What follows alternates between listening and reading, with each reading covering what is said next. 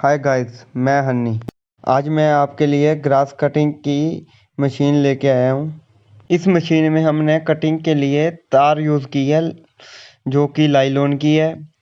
ये आपके पास लाइलॉन की तार अवेलेबल नहीं होती तो मैं वीडियो के लास्ट में बताऊंगा आप और कौन सी तार आप यूज़ कर सकते हो। तो शुरू करते हैं ये वीडियो।